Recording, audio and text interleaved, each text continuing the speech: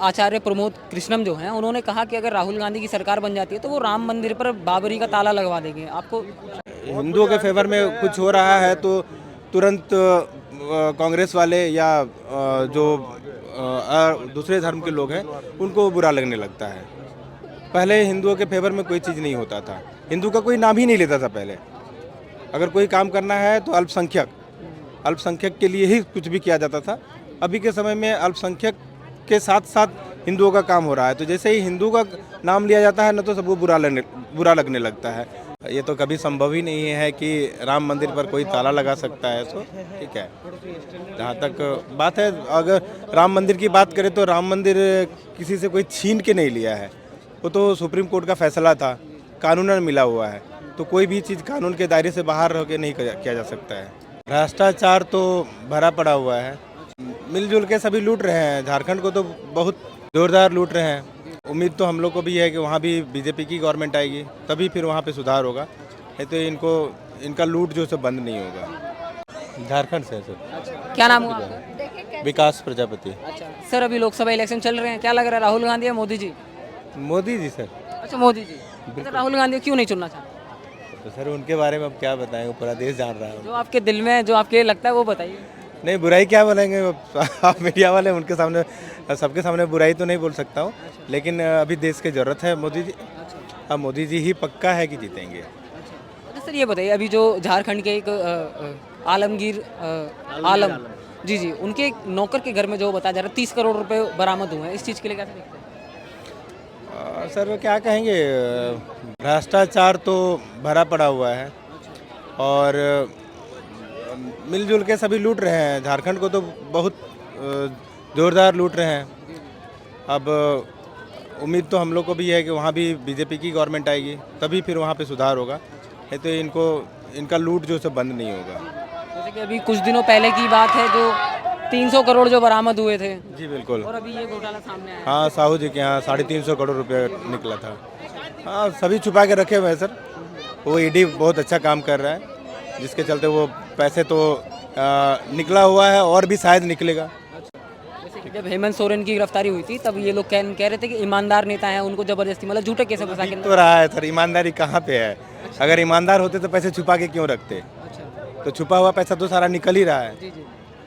और कहाँ ईमानदारी है? तो सर, जैसे अफवाहें उड़ाई जा रही हैं, ये बोला जा रहा है कि अगर 24 में अगर मोदी जी आ जाते हैं तो लोगों से बोलने की आज़ादी छीन लेगी सरकार, तानाशाही चला रही है सरकार। सर विपक्ष वाले कुछ भी बोल सकते हैं। अच्छा, कुछ भी बोल सकते हैं। और क्या, वही बोल ही रहे हैं। तो लोगों को समझ में नहीं आता है। संविधान भी तो कुछ चीज़ है ना, मोदी जी अपने से तो सारा रूल नहीं ना बना सकते हैं, संविधान के आधार पे ही बनाएंगे जो भी बनाएंगे। तो ऐसे लोगों को बरगलाने के लिए कुछ भी बोल सकता है विपक्ष वाला, बोलता ही है। वो चीज़ तो आम जनता समझ ही रही है, लेकिन इनको बोलना है बोले, लेकिन लोगों को तो समझ में आ ही है। अगर सर ज़मीनी स्तर की बात करें तो ज़मीनी स्तर पे जो जनता है उनके मुद्दे इस चुनाव में क्या रहने वाले हैं? क्यों बीजेपी सरकार के लिए किन उम्मीदों के साथ चुनने वाली है?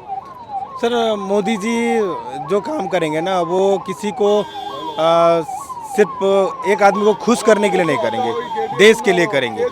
ठीक है, जितना देश का डेवलपमेंट हुआ है मोदी जी के टाइम में, आप रोड देख लीजिए, स्कीमें देख लीजिए, गरीबों के लिए जो स्कीमें आई हुई हैं वो सब देख लीजिए, वो सारा का सारा मोदी जी के द्वारा ही संभव है।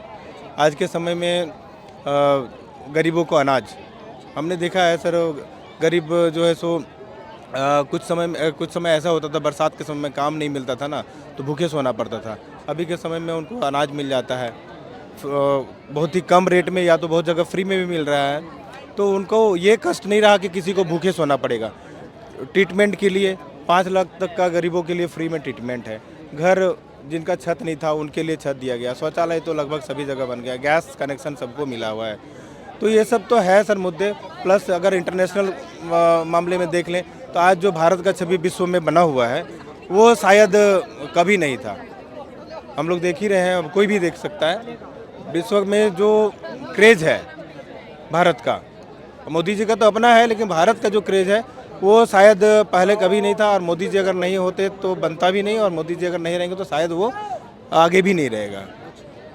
सर एक सवाल रखना चाहता हूँ, आचार्य प्रमोद कृष्णम जो हैं उन्होंने कहा कि अगर राहुल गांधी की सरकार बन जाती है तो वो राम मंदिर पर बाबरी का ताला लगवा देंगे। आपको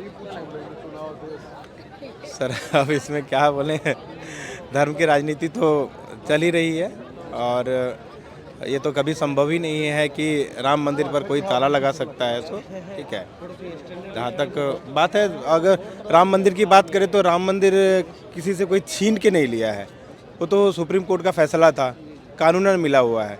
तो कोई भी चीज़ कानून के दायरे से बाहर रह के नहीं किया जा सकता है। तो कानून में जब है कि वो मिला हुआ है राम मंदिर हिंदुओं को, तो फिर कोई छीन कैसे लेगा। तो सुप्रीम कोर्ट दोबारा अपने फैसले पे तो नहीं पलट सकता ना, तो ये संभव नहीं है। वो बोलने वाले बोल सकते हैं, ठीक है। आपको लगता है कि देश के अंदर हिंदू मुस्लिम हो रहा है, जब से भाजपा सरकार आई है हिंदू मुस्लिम के बीच में नफरत हो रही है? सर, नफरत की कोई बात नहीं है। हिंदुओं को बताया गया है कि उनका अधिकार क्या है। ये चीज़ पहले छुप के रहता था, अब वो चीज़ नहीं है। अब क्या है ना कि किसके फेवर में क्या हो रहा है। अगर हिंदुओं के फेवर में कुछ हो रहा है तो तुरंत कांग्रेस वाले या जो दूसरे धर्म के लोग हैं उनको बुरा लगने लगता है। पहले हिंदुओं के फेवर में कोई चीज़ नहीं होता था, हिंदू का कोई नाम ही नहीं लेता था पहले। अगर कोई काम करना है तो अल्पसंख्यक के लिए ही कुछ भी किया जाता था। अभी के समय में अल्पसंख्यक के साथ साथ हिंदुओं का काम हो रहा है, तो जैसे ही हिंदू का नाम लिया जाता है ना, तो सबको बुरा लगने लगता है और वो फिर बाकी जो अल्पसंख्यक हैं उनको बहकाना शुरू कर देते हैं दूसरे पार्टी वाले।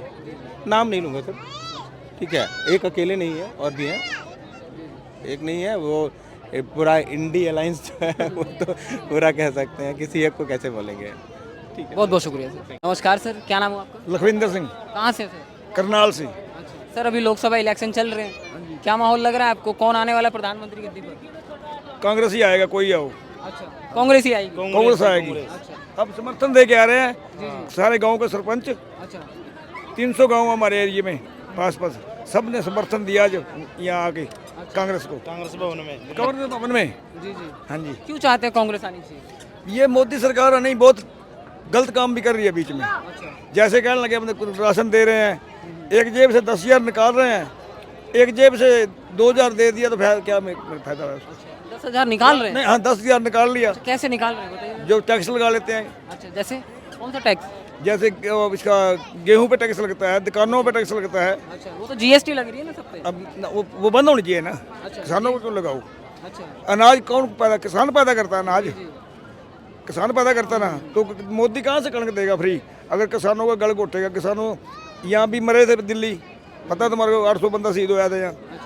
तो फिर बदल के झूठ बोल दिया, भी मैंने ये मान के बाद झूठ बोल दिया। तो कांग्रेस आएगी तो इन मुद्दों पर काम करेगी? वहाँ करेगी। कांग्रेस से भरोसा? हाँ, कांग्रेस भरोसा करते हैं। बहुत बहुत शुक्रिया सर।